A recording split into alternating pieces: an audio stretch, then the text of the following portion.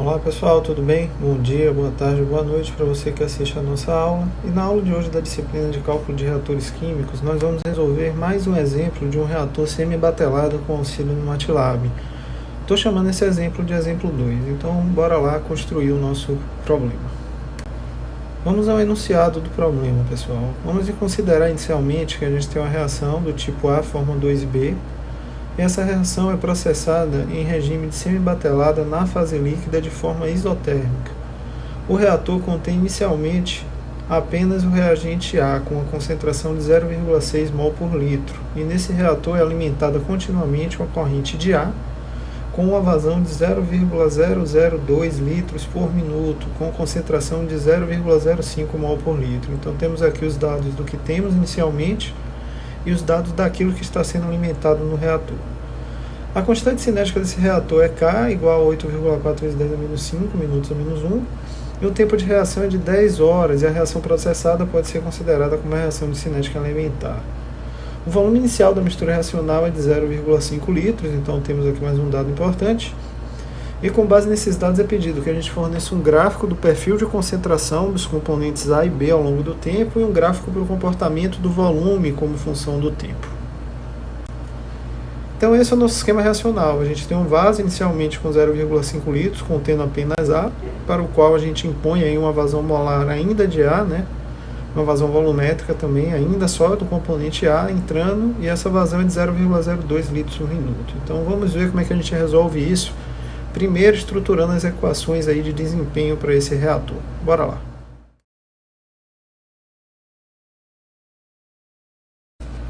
Vamos passar então, pessoal, a obtenção das equações do balanço de massa. Tá? O primeiro detalhe que a gente precisa ter em mente é que nosso sistema tem entrada ali única e exclusiva do componente A. Então esse detalhe precisa ser salientado aí dentro do nosso sistema.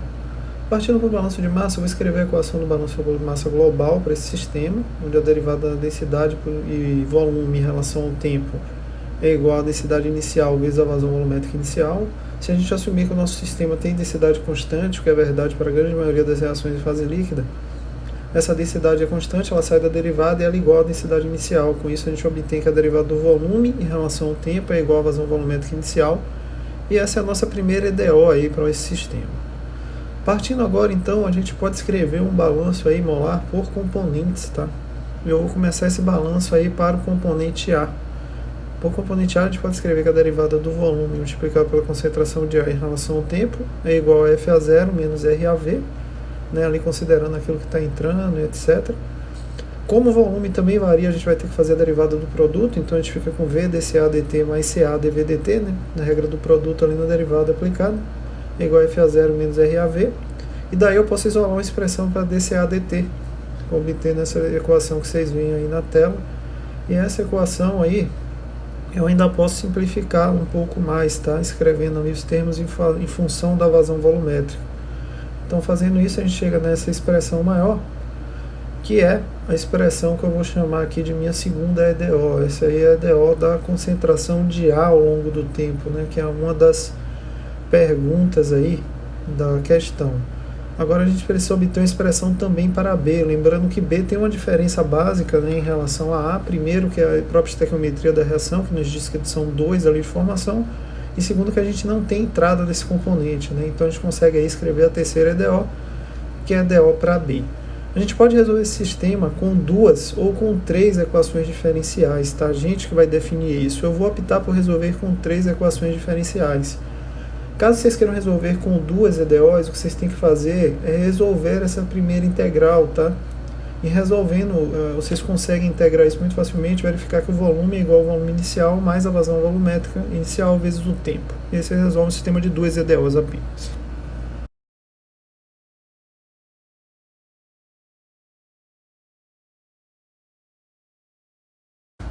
Passando então a resolução do MATLAB do problema, pessoal. A gente vai resolver então esse problema que eu estou chamando aqui de semibatelada 2, para o seu segundo exemplo que a gente está resolvendo dentro desse aspecto.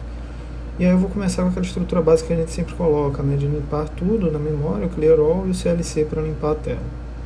Aí eu vou inserir os dados daquilo que eu tenho, tá? Eu tenho um V0, que é o volume inicial, que é de 0,5 litros, a concentração de A no tempo zero, que é 0,6, e a concentração de B no tempo zero, que é 0. Tenho também o valor da constante cinética K, que é 8,4 vezes 10 a menos 5, e tem o valor da vazão volumétrica inicial, que é de 0,02 aí, litros por minuto. Além disso, eu tenho um tempo, né, que é de 10 horas, que eu vou transformar em minutos, então é 10 vezes 60, isso por conta das unidades ali da constante cinética K. Também tenho a concentração inicial da corrente de alimentação, que é 0,05, não confundam com a concentração do tempo zero, que é a condição de contorno que a gente vai usar, tá? Atente a essa nomenclatura. E aí eu vou partir para gerar meus vetores, né? Primeiro gero o vetor tempo, que vai de 0 até o tempo final, e depois a minha condição de contorno, né? Que eu vou ter 3 EDOs, lembre-se que eu comentei que eu resolvi 3 EDOs, a primeira eu estou resolvendo para o volume, então estou colocando ali o dado de V0, a concentração de A no tempo zero, a concentração de B no tempo zero. A partir daí eu tenho que resolver, né, meu O de 45, né, com geração ali do vetor TY. Eu vou chamar de CM2 o sistema de equações que eu vou resolver, ainda não escrevi ele, vou escrever. E eu vou resolver ele em tempo e em condição de contorno ali. Eu estou ali gerando os vetores de resposta, né, o primeiro vetor da resposta ali da função CM2 vai ser o volume, segundo o CA e o terceiro CB, já estou atribuindo ali. Então vou gerar as minhas funções, né, minha função, né, que é CM2, é um function de YDT ali, de CM2 dt y, e aí eu vou precisar de algumas variáveis que são globais, tá? Essas variáveis vão ser a vazão volumétrica inicial, que eu já anotei ali, o CA0 e o K. Eu preciso estipular essas variáveis ali em cima também, daqui a pouco eu faço isso. E vou gerar ali quem são os meus termos, né? O V vai ser o Y1, o CA vai ser o Y2 e o CB vai ser o Y3. A partir de agora é só escrever minhas equações.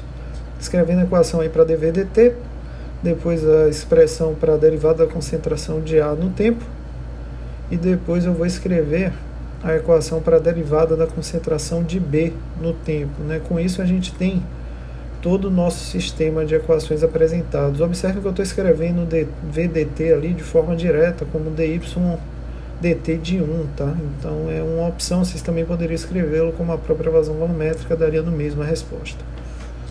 Estou gerando ali o vetor, né, a vetorização, para que ele crie esse vetor resposta aí do DY/dt, e vou atribuir as variáveis globais também no meu programa inicial lá em cima, né, para não gerar uma confusão aí dentro da rotina. Vou salvar com o nome de CMBET2 e vou rodar. Só para a gente ver a resposta, se vocês observarem, uma resposta adequada, só que eu observei que eu errei o sinal ali, ó, do DY/dt de 3, né, concentração de B, está com sinal negativo, vou ter o sinal positivo, rodar novamente o programa. E aí vocês vão ver que agora está ok, está com sinal positivo, né? Então consegui ali já verificar que a gente tem a coerência nos dados. Vou partir a geração dos gráficos de resposta. Primeira coisa, eu vou gerar as figuras das respostas, né? Eu vou chamar ali de figura 1 a figura dos resultados de composição. Então eu vou colocar ali um grid nessa figura, né? E um plot, né? Eu dou a temperatura, a concentração de A, eu deixei o hold on, né, para plotar a concentração de B nessa mesma figura. E aí vou inserir os eixos, né? O X, que vai ser o tempo em minutos, e o eixo Y, né? Que vai ser o eixo das concentrações aí dos componentes, né? Concentração de A e concentração de B. Isso aí tudo dado em mol por litro.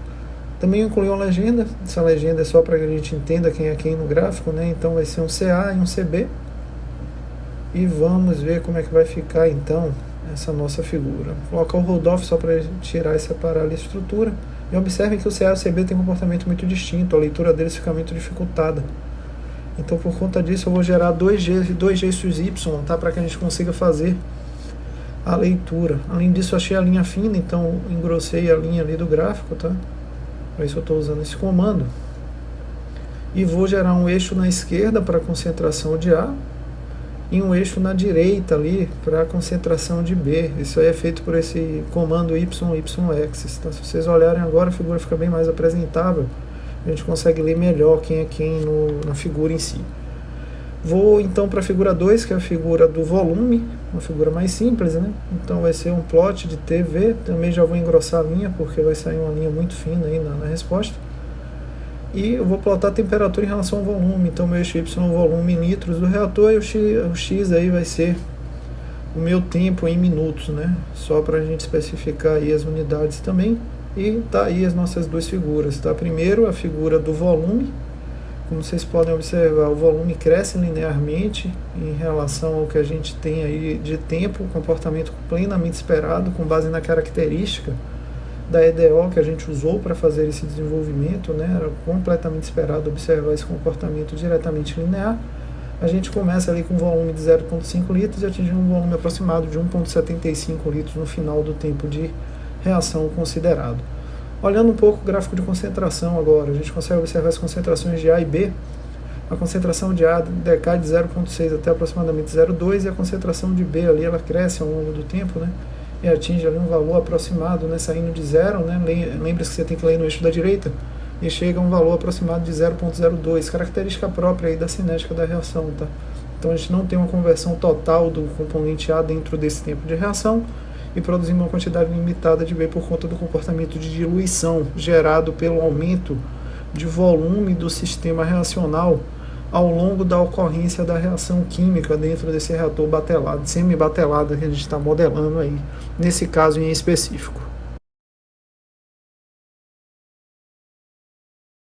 Então, pessoal, pela aula de hoje era isso. Espero que tenha ficado claro esse desenvolvimento do exemplo para o reator semi-batelada. A gente construiu um programinha estruturado ali no MATLAB, com algumas ferramentas novas dentro daquilo que a gente já viu aqui, como, por exemplo, a geração de eixos distintos ali no gráfico, estrutura de programação ali um pouquinho mais ordenada. Caso tenham alguma dúvida, vocês sabem onde me encontrar, tá? Estão aqui as formas de contato. E a gente se encontra, então, na nossa próxima aula da disciplina. Até lá!